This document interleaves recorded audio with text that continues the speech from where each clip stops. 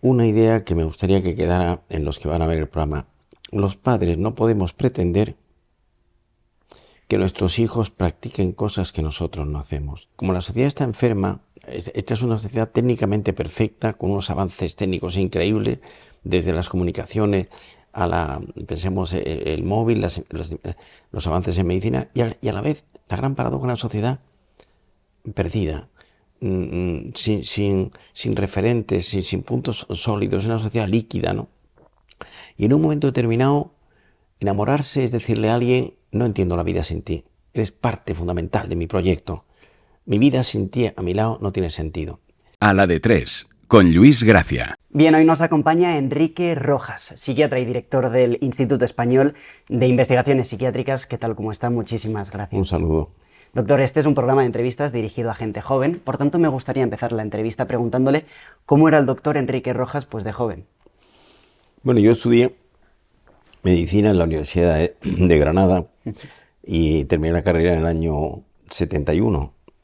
Y he sido el sexto de 7 hermanos y tuve la vocación a la psiquiatría desde joven. Mi padre fue uno de los primeros psiquiatras españoles. Mi padre estudió en Alemania, en Berlín y en Múnich, y una familia estable. Mi padre era un profesor importante, fue de los primeros psiquiatras españoles. Había 4, que eran López Ibor, Vallejo Nájera, Ramón Sarró, que fue en Barcelona, y mi padre. Luego vinieron otra generación, ¿no? Y luego pues siempre he sido un chico más bien estudioso, un poco tímido, un poco retraído, ¿no? Y siempre he tenido una gran curiosidad por la lectura. Mi padre tenía muchos libros, yo tengo 8.000 libros en mi casa ahora. Y esta ha sido una familia positiva, un fondo espiritual. Mis padres eran muy religiosos, ¿no? Y este ha sido mi comienzo. Usted decía que le preocupa ver a jóvenes de 20 años que se comportan como si tuviesen 12 años. No sé si podría explicarnos exactamente a qué tipo de jóvenes van. Bueno, lo que se ha producido hoy es una cierta inmadurez de la gente joven. Es decir, que esta inmadurez significa, se podría definir como un desfase entre la edad cronológica y la edad psicológica. Es decir, muchos chicos de 20, 22 años tienen 14, 15, o sea, ¿por qué? Son muchos los factores que se dan: un bombardeo informativo permanente, las redes sociales, la televisión, la radio, todo lo que es Instagram, todo eso es un bombardeo permanente, ¿no? Entonces uno está atraído y llevado en esa dirección. Mi hija Marian Rojas Estape ha hablado de esto como la salida del cortisol al torrente circulatorio de una persona. Que el cortisol es la hormona de la hiperactividad, del estrés, del dinamismo, de ir, venir, subir, bajar, de no parar. Entonces, bueno, pues este es el problema. La gente joven está perdida en general, porque además ha cambiado la sociedad más en 15 años que en un siglo. Todo va deprisa, hay una bulimia de información, y eso implica pues que el joven en general está bastante perdido, ¿no? Entonces, salvo en familias estables en donde hay digamos, una educación por parte de los padres sólida o firme, o de cierta, digamos, con buena composición, de cierta armonía. Hablo de la madurez. No sé qué podemos hacer los jóvenes y no tan jóvenes para ganar en madurez. Bueno, lo primero es la educación. La educación es fundamental. Educar es convertir a alguien en persona. Educar es seducir con los valores que no pasan de moda.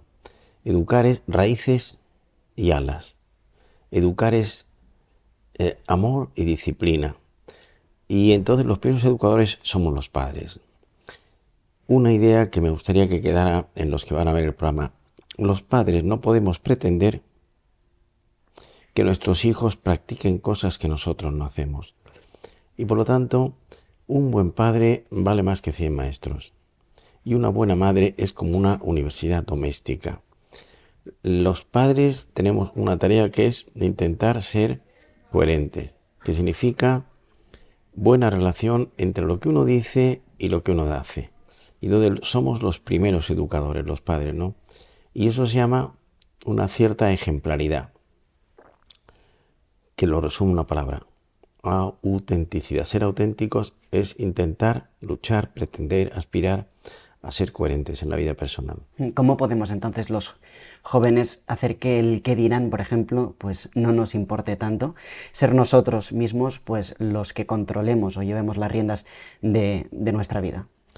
Bueno, en primer lugar, en el joven yo diría que hay 5 educaciones fundamentales. La primera, la educación de la voluntad. Hoy se considera en la psicología moderna que la voluntad es más importante que la inteligencia. Educar la voluntad significa tener una herramienta que te lleva a buscar lo mejor, con objetivos medibles.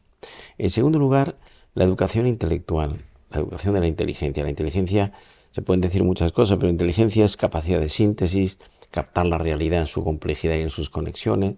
Y se educa la inteligencia primero enseñando a pensar, a reflexionar, a enjuiciar los hechos. Y ahí entra la importancia, insisto, de los padres y de los educadores. La lectura es a la inteligencia lo que el ejercicio físico es al cuerpo. Un joven que no lee porque está sumergido en el móvil, en las redes sociales, en Instagram y tal, pues es una persona inculta. Entonces la educación de la inteligencia brilla por su ausencia, ¿no? Y después, insisto, la lectura. La lectura de libros concretos que pues, tienen una gran importancia, desde una buena novela, un buen ensayo, un libro de historia, ¿no? Somos animales de hábitos. El hábito de la lectura conduce a tener un nivel cultural importante. Lo mismo que el hábito del deporte conduce a estar físicamente en forma. En tercer lugar, la educación de la afectividad. Es decir, educar los sentimientos. Es decir, los sentimientos son la vía regia de la afectividad. Es decir, que la mejor manera de ir, acabo de estar en la Feria del Libro de Buenos Aires hace una semana, la mejor manera de ir a Buenos Aires, la forma habitual es en avión. La forma habitual de experimentar la afectividad son los sentimientos, que son estados de ánimo, positivos o negativos, que dan un baremo de cómo estamos nosotros, de cómo nos encontramos. Estoy triste, estoy contento, tengo un cierto grado de felicidad, ¿no? Entonces, la primera educación de los sentimientos es en la elección afectiva, es decir, vamos a dar un curso dentro de unos días, mi hija María, mi hija Isabel y yo, en Madrid, en el Teatro Príncipe Pío, sobre inteligencia emocional.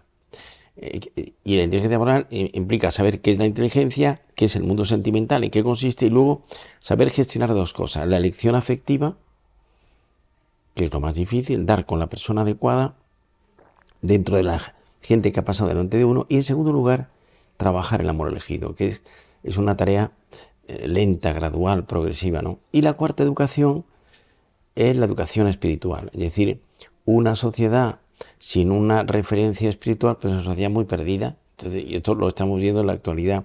Europa tiene 3 raíces. Europa es 3 raíces que nacen en tres colinas. La primera colina donde nace Europa es en Atenas, en la Acrópolis, y ahí nace el pensamiento, Sócrates, Platón, Aristóteles. La segunda colina donde nace Europa es en el Capitolio, en Roma, y ahí nace el derecho. Hoy todavía en las universidades europeas se estudia derecho romano.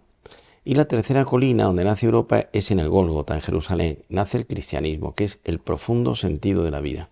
Nosotros somos, por tanto, griegos, romanos y cristianos. Si estas raíces nos las saltamos, como está pasando en muchos momentos, pues entonces el hombre está perdido, sin referente y sin remitente. No sabe ni dónde viene ni a dónde va. Ha hablado de estar perdidos. ¿Cómo podemos encontrar, primero de todo, sentido a la vida? Y también, ¿qué consejos nos daría para trazar un plan de futuro? Bueno, en primer lugar, para no estar perdidos, hay 2 cosas fundamentales, que serían las 2 piezas claves de la felicidad. Primero, tener una personalidad equilibrada, es decir, la primera tarea de un joven es encontrarse a sí mismo, o sea, nada más y nada menos, es decir, dar con las piezas claves de la personalidad y tener una cierta armonía. Esa es una tarea artesanal. O sea, por lo tanto, lo primero, luchar, esforzarse por tener una personalidad sana, no perfecta, sino, porque eso es una utopía, sino equilibrada, bien conjugada, es decir, donde los distintos componentes que se hospedan tienen una cierta armonía. Y en segundo lugar, tener un proyecto de vida. Y el proyecto de vida es un diseño que hace cada uno empieza a hacerlo cuando es joven, en donde este proyecto tiene que tener 5 cosas: amor, trabajo, cultura, amistad y aficiones. Pero con una nota a pie de página. Cuando uno es joven, cuando uno tiene 18, 20, 22 años, uno necesita modelos de identidad, que son personas cercanas o lejanas, es decir, actuales o del pasado, que son atractivas, sugerentes, interesantes y que tiran de nosotros en esa dirección. Yo se lo pregunto a mis alumnos en la universidad, cuando tú seas mayor, ¿a quién te gustaría parecerte? Entonces, eso es fundamental para construir la personalidad y el proyecto. Entonces, hoy el problema es que como la sociedad está enferma, esta es una sociedad técnicamente perfecta, con unos avances técnicos increíbles, desde las comunicaciones pensemos, el móvil, los avances en medicina, y a la vez la gran paradoja de la sociedad perdida, sin referentes, sin puntos sólidos, una sociedad líquida, ¿no? Eso lo decía Bautman, un sociólogo polaco, ¿no? Entonces, en este tema de los modelos hay 4 esquemas, de abajo arriba. El profesor, que explica una asignatura y se queda ahí. Los padres, que enseñan a los hijos las claves para tener una vida positiva. Después está el maestro, que explica lecciones que no vienen en los libros y que el alumno se queda sorprendido, no sabe bien por qué, pero le gustaría parecerse a su maestro. Y luego está por encima el testigo, que es un ejemplo de vida a seguir. Entonces, hoy hay muchos profesores, no muchos padres que sepan educar a sus hijos, pocos maestros y escasos testigos. Y el testigo es una vida lograda, en el que uno dice, yo me miro en ese espejo y quiero seguir esa dirección. Ahora que habla un poco de, bueno, la perdición de Europa, no sé qué valores son importantes para la vida, o sea, ¿qué valores nos aconsejaría a nosotros? Bueno, Europa tiene, vamos a ver, además de esto, Europa tiene, hemos dicho estas 3 premisas anteriores. Europa es el Renacimiento, que es, el Renacimiento es la época todavía teocéntrica, es decir, donde el centro del universo es Dios. A partir del siglo XVI-XVII se produce una reacción antropocéntrica. El centro del universo es el hombre, no Dios. Y aparece el barroco y la ilustración. La ilustración es muy importante, el siglo de las luces, en alemán se llama Sturm und Drang, tempestad y empuje. Y en Francia, la ilustración más importante de Europa ya fue francesa, que es la exaltación de los instrumentos de la razón. Y ahí tenemos Diderot, D'Alembert, Holbach, Montesquieu y las 3 claves de la Revolución Francesa, que son libertad, igualdad y fraternidad. Entonces, Europa es todo eso, ¿no? Y Europa también es, la ilustración es el siglo XIX, el siglo XVIII, perdón, y el Renacimiento es el siglo XIX, que se produce un giro copernicano. Se pasa del siglo de las luces, poner a la razón como diosa, a la afectividad. Es decir, el romanticismo es la exaltación del mundo emocional, las pasiones, los afectos, y se ve en la literatura y se ve en las circunstancias. Entonces, ¿qué valores podemos tener? Pues esto que acabo de comentar, es decir, unos valores que están inspirados en esta tradición. Cuando el hombre pierde una referencia espiritual, pues el ser humano va a otros dioses con minúscula, que son el dinero, el poder, el triunfo, o intelectualmente la permisividad y el relativismo.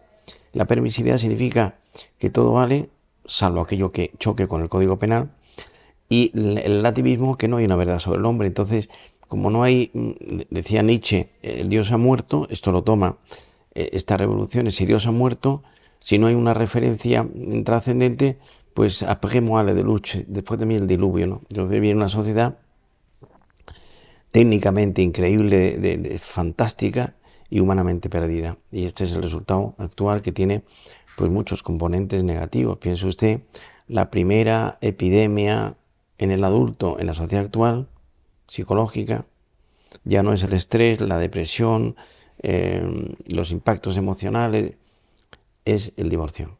Una pareja rota, otra rota, otra rota.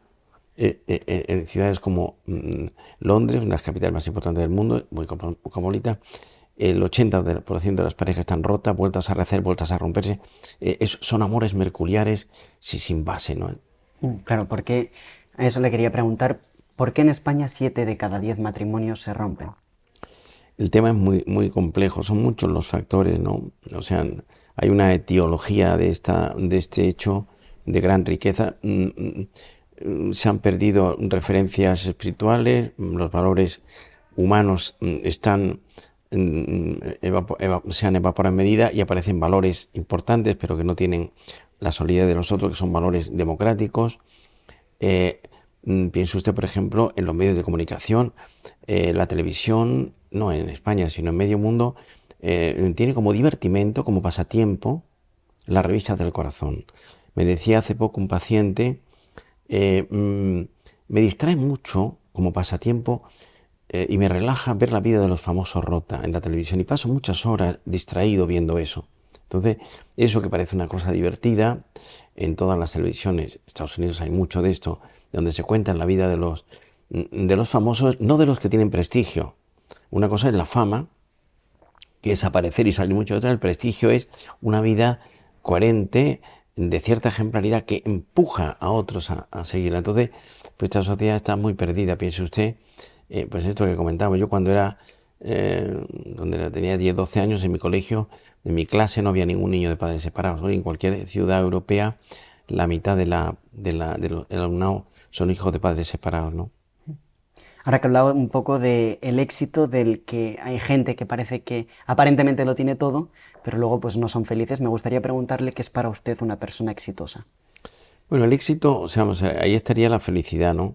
La felicidad, decía Don Quijote en las Palabras de Camacho, la felicidad no está en la posada, sino en medio del camino. Que significa que la felicidad se la puede enfocar desde muchos ángulos, pero yo diría que la felicidad consiste fundamentalmente en hacer algo que merezca la pena con la propia vida, algo de cierta interés, en donde uno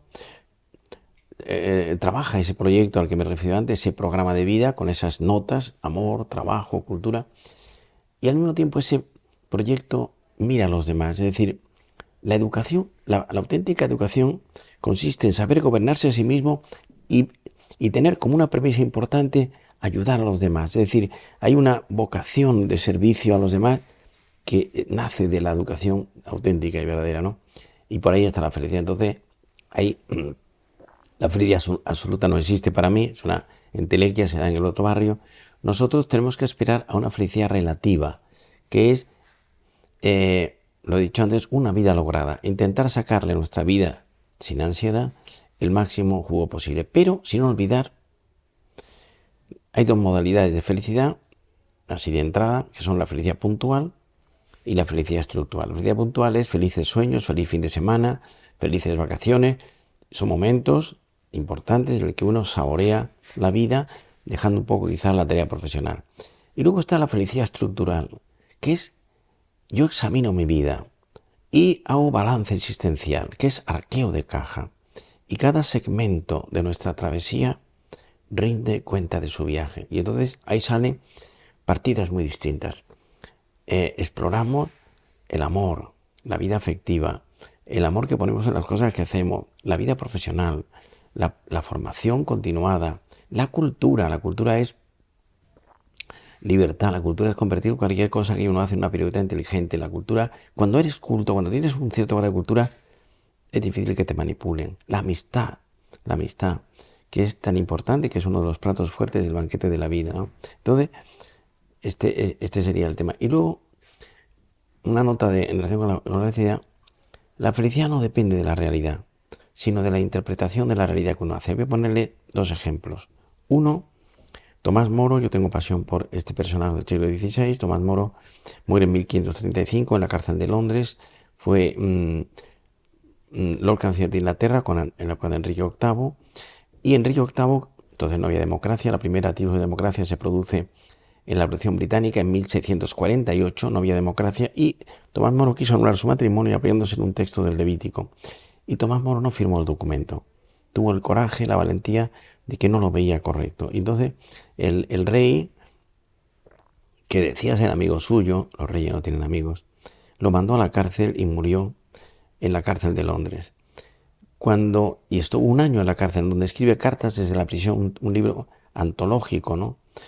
Y cuando él subía al cadalso, cuando él estaba ya, sabía que iba a cortarle un verdugo la cabeza con un hacha, la Revolución Francesa inventa la guillotina 2 siglos después, él repetía esta frase: yo soy quid nil adventes et omnium possidente. Y repetía esta cantinela latina: yo soy, la traducción en español, yo soy como los que nada tienen y todo lo poseen. Muero por mis ideales y amigo de Dios. Entonces, Tomás Moro dice que muere feliz. Estaba solo en la cárcel, se casó 2 veces, se quedó viudo, se casó 2 veces, su segunda mujer quería que firmara el papel. La felicidad depende de la interpretación que uno hace. Y otro ejemplo de un personaje del mundo ruso, Alexander Solzhenitsyn, estuvo 9 años en un gulag en Siberia, a 40 bajo cero, construyó, eran tratados como, era la maquinaria comunista, tratados como animales, perdió 20 kilos y descubrió ahí el sentido profundo de la humanidad en esas condiciones. Y decía, han sido los años más importantes de mi vida. En Siberia, en condiciones infrahumanas, la felicidad depende de cómo yo hago una lectura de lo que me pasa. ¿Y qué papel juega la espiritualidad en la felicidad? Pues es muy importante, o sea, hoy para muchos la felicidad queda reducida a algo material o cuantitativo. Dinero, poder, triunfo, bienestar material, que no le falte uno de nada, ¿no? Entonces, yo conozco mucha gente que lo tiene todo y que no es feliz, y conozco mucha gente que vive modestamente y tiene un grado de felicidad muy alto, ¿no? Entonces, ahí entra el sentido espiritual. La espiritualidad tiene 3 raíces en Europa. Por orden de llegada, la espiritualidad judía, que tiene un libro que se llama la Torá, que nosotros la llamamos el Pentateuco, y que tiene mucha importancia. Ahí entra pues el Génesis, Éxodo, Levítico, Números y Deuteronomio. Y es importantísimo muchos de esos libros. En segundo lugar, está el Evangelio, que es la vida de Jesús contada por 4 periodistas.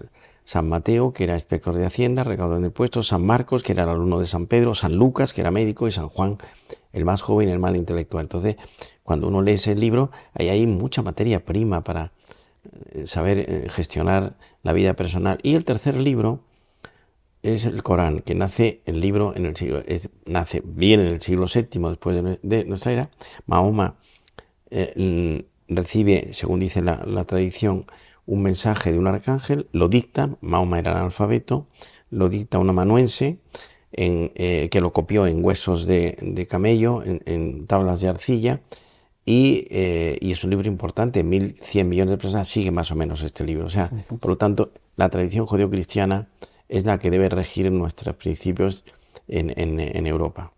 Doctor, antes hemos hablado de que 7 de cada 10 matrimonios pues fracasan, lamentablemente. Entonces me gustaría ir un poco a la raíz y preguntarle cómo podemos hacer los jóvenes para escoger pues a la pareja adecuada. Bueno, en primer lugar, lo primero que yo diría, para escoger, hay que tener claras las ideas, es decir, la formación, libros que nos ayuden. Yo recomiendo a mis pacientes y a mis alumnos libros, voy a decir 4 o 5. Gary Chapman, un americano, Los 5 lenguajes del amor. El director del Instituto de Observatorio de Conducta Conyugal de Washington, que tienen un libro, estos dos, que se llama el libro Love is Never Enough, solo con el amor no es suficiente, que es un libro muy importante. Ahora se me han ido los autores, me saldrán en un momento. Luego, 2 libros míos, uno que acabo de sacar directamente en Estados Unidos, en la editorial de Nueva York, The Challenge of Love, los retos del amor, y otro, El amor inteligente. Es decir, entonces lo primero para enamorarse de una persona, lo primero debe ser la admiración, que es descubrir que esa persona tiene unos valores que nos llaman la atención. En segundo lugar, la atracción. En el hombre es más física y en la mujer es más psicológica. El hombre se enamora por la vista, por la belleza exterior, y la mujer se enamora por el oído. La mujer tiene más profundidad. Luego, pensar que hay una sintonía en ideas y creencias parecidas. Es muy negativo cuando una persona se mete en una relación con alguien que no tiene su misma ideas y creencias. Luego, que vaya habiendo un crecimiento recíproco de la pareja. La pareja va siendo buena, la gente con la que uno está saliendo, la persona con la que está saliendo, cuando te ayuda a crecer como ser humano, cuando saca lo mejor de tu persona, cuando empiezas a entender que esa persona y tú podéis formar un proyecto de vida, cuando hay una espiritualidad entre los dos compartida. Y en un momento determinado, enamorarse es decirle a alguien, no entiendo la vida sin ti. eres parte fundamental de mi proyecto. Mi vida sin ti a mi lado no tiene sentido. Y en esa cascada, en esa fenomenología, el rato final sería, el momento final sería decirle, quiero que seas la madre o el padre de mis hijos. Preguntarle también si piensa que, bueno, si existe la media naranja, y también preguntarle, enamorarse quizás fácil, pero mantenerse enamorado durante toda la vida quizás más complicado. Bueno, se trata de encontrar a la persona adecuada, o sea, la media naranja existe, hay que descubrirla, ¿no? Entonces, el problema hoy que se plantea es grave porque hay un síndrome nuevo que yo lo he descrito en La Nación de Buenos Aires, en el Mercurio de Chile, en la ABC de Madrid, que es el síndrome de Simón, que sea solo el hombre en torno a los 30 años o más, son las siglas de S soltero y inmaduro en lo afectivo. Puede ser ingeniero, arquitecto, médico, pero inmaduro en la gestión sentimental, inmaduro en lo afectivo, M materialista o obsesionado con el trabajo y N narcisista. Y debajo se esconde un subsíndrome que es pánico al compromiso. Es decir, esa persona tiene terror a comprometer. Entonces nos encontramos con muchas chicas solteras de en torno a 30 años que lo que quieren es un hombre que sea sano, que quiera tener una familia, que tal, y es muy difícil por este síndrome, ¿no? Entonces, ¿cómo mantenerse enamorado? Pues el amor es un trabajo, el amor es alquimia, hay magia, hay códigos secretos. Yo no creo en el amor eterno, creo en el amor que se trabaja día a día, ¿no? Dice un poeta español del siglo XII que viene ahora a mi cabeza, y vengas de Córdoba, en el collar de la paloma, un texto antológico, y dice, corazón que no quiera sufrir dolores, pase la vida libre de amores. Amor y sacrificio van unidos o renuncia. Entonces, 4 sugerencias para una pareja con dificultades. 4. Primero, evitar discusiones innecesarias. O sea, las parejas que funcionan bien se discuten muy poco. En segundo lugar, luchar por no sacar la lista de agravios del pasado. O sea, la lista de reproches debe estar guardada bajo llave. En las parejas que funcionan mal, esta colección sale permanentemente y rompe la armonía. En tercer lugar, aprender a darle a las cosas que pasan en la pareja la importancia que realmente tienen. Es decir, no convertir un problema en un drama. Relativizar. ¿Y esto cómo se hace? Visión larga de la jugada, long-term vision, visión larga, perspectiva, la visión del águila. Quitar la importancia a esas menudencias que ocurren en cualquier convivencia, porque el guión de la convivencia es muy difícil. Y en cuarto lugar, echarle a la vida, conyugar la vida en pareja, sentido del humor. Es decir, y el sentido del humor es patrimonio de los inteligentes. Es decir, saber reírse uno de sí mismo y con el otro. Usted habla bastante también en sus libros de la pornografía. Me gustaría preguntarle de qué manera usted ve pues, en consulta que afecta a los jóvenes la pornografía y también, pues, ahora que estábamos hablando del amor, etcétera, de qué manera también afectan las parejas. Vamos a enseñarle, acérqueme usted el libro que quiero mostrarlo en pantalla. Aquí. Acabo de sacar este libro, que ahora está en la nueva edición, que son 14 lecciones sobre temas importantes, ¿no? El amor, la personalidad, la felicidad. Hay un capítulo entero, y hay un capítulo sobre la pornografía. Ese capítulo de la pornografía fue una conferencia, una participación que tuve yo hace ahora un par de años en Estados Unidos, en un sitio que no ha habido nunca, en Oklahoma, que es un estado del centro de Estados Unidos. Estuve en la capital económica de este estado, que se llama Tulsa, y coincidí con una de las personas que más sabe de pornografía americanos que yo conozca, que se llama Peter Kleponis. Peter Kleponis está dedicado full time a la pornografía, o sea, a gente con adicción a la pornografía, y la pornografía es una máquina de destruir personas. Es una parte natural cuando uno tiene poca edad, 14, 15, 13 años, uno quiere descubrir qué hace con la sexualidad, en qué consiste, hay una curiosidad que es natural, que es... Entonces ahí entra la importancia de la educación de los padres, ¿no?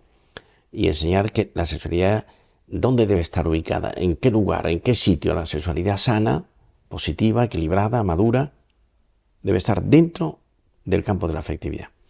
Entonces, si se saca de ese campo, pues se produce lo que pasa hoy, que es un comercio pues muy grave, ¿no? Entonces, ¿qué significa la sexualidad? Significa un estado de fantasía imaginario perfecto en donde hay un contacto sexual con alguien que se ofrece físicamente sin el menor compromiso y sin el menor, digamos, conocimiento de la otra persona, que eso, pues es una situación, podríamos decir, ideal. Entonces se pierde el sentido profundo de la sexualidad y se convierte en una relación de usar y tirar. Lo dicen los americanos, to use and to throw away. Uso y tiro, uso y tiro. Hay dos tipos de sexualidad, y a este punto que quiero explicar, que la sexualidad, el sexo sin amor y el sexo con amor comprometido. El sexo sin amor es una relación preindividual y anónima, el que yo utilizo el cuerpo del otro como objeto. Le puedo llamar amor o le puedo llamar lo que quiera. También decía Fidel Castro que en Cuba había democracia, ¿no? Jugamos con las palabras. Es una relación en que yo utilizo al otro. Porque en esta sociedad las personas son utilizadas muchas veces como si fueran cosas. Y en el otro extremo está la relación sexual con amor comprometido, que es una sinfonía que es física, es decir, hay una relación corporal, el pene penetra en la vagina, es una relación física, es psicológica, es biográfica, dos historias se juntan, y es espiritual, todo junto sumado a la vez. Esta es una relación cuerpo a cuerpo, y esta es una relación de persona a persona. Ahora que he hablado del tema de la sexualidad, no sé si podríamos profundizar a por qué es importante que los jóvenes pues sepamos vivir una sexualidad sana. Es importante que los padres y los educadores expliquen lo que es la pornografía. La pornografía hoy es un negocio, pero es un negocio que tiene un fondo destructivo, igual que la droga. Hoy sabemos que una cosa es el consumo de pornografía frecuente y otra cosa es la adicción.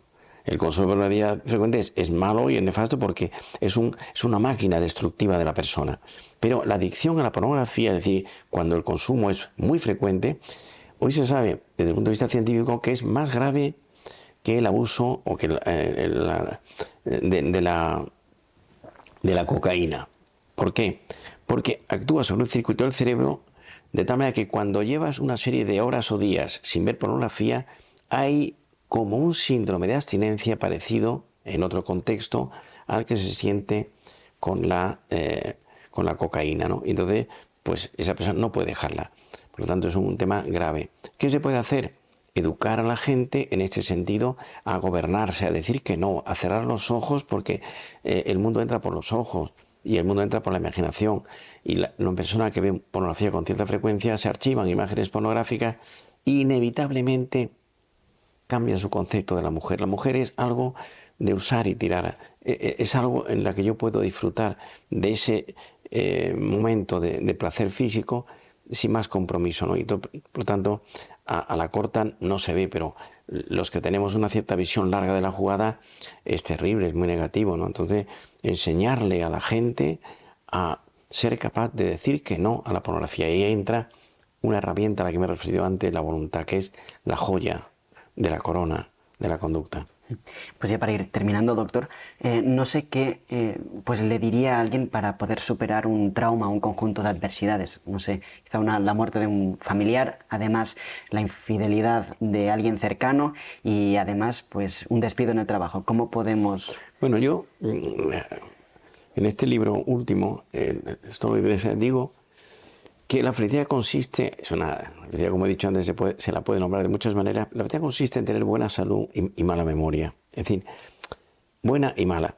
Mala memoria significa la capacidad para olvidar las cosas negativas, es salud mental. Y, mutatis mutandi, la incapacidad para olvidar las cosas malas convierte a esa persona en tóxica, neurótica, amargada, mal elaborada, mal construida. En una palabra, una persona que no está bien, no tiene una armonía interior. Por lo tanto, cerrar las heridas del pasado significa la necesidad que tenemos todos, antes o después, de reconciliarnos con el pasado. Ya para terminar, doctor, no sé qué consejos daría a todos los jóvenes que escuchen esta entrevista. Bueno, me voy a lo que he dicho antes como una síntesis, ¿no? Inteligencia es capacidad de síntesis. Inteligencia es también, voy a dar otra definición, es la capacidad para utilizar información remota e información reciente y dar respuestas eficaces. Entonces, me quedo con dos cosas. Primero, encontrarse a sí mismo, trabajar la propia personalidad. La personalidad es como una orquesta en donde uno está viendo, yo voy al Teatro Real con frecuencia, estoy abonado, y cuando veo una gran sinfonía, pensemos Beethoven, Mozart, Brahms, Tchaikovsky, Borodín, Shostakovich, los grandes músicos, y uno está cerca de la orquesta, esa es la personalidad, la orquesta, ¿no? Que es la percepción, la memoria, el pensamiento, la inteligencia, la conciencia, la afectividad, mi propio cuerpo, y el director de la orquesta es la persona, que consigue, aunando todos esos elementos musicales, desde el piano a los instrumentos de viento, al violín, etcétera, aunar todos esos elementos, la percepción, la memoria, la inteligencia, el mundo emocional y tal, da lugar a una conducta que es sana, equilibrada, madura, no perfecta, ¿no? Y esta sería la primera. Y la segunda, tener un proyecto de vida, personalidad y proyecto de vida, que es un programa personal que yo diseño según mi propio estilo, en donde el amor, el trabajo, la cultura, la amistad están muy presentes. Bien, pues eso es todo. Muchísimas gracias, doctor Enrique Rojas, por haber estado este ratito con nosotros. Muchas gracias. Si estás escuchando a la de 3, es gracias al apoyo de nuestros suscriptores. Vamos, únete a ellos para que sigamos creciendo y con ello el programa. Muchísimas gracias.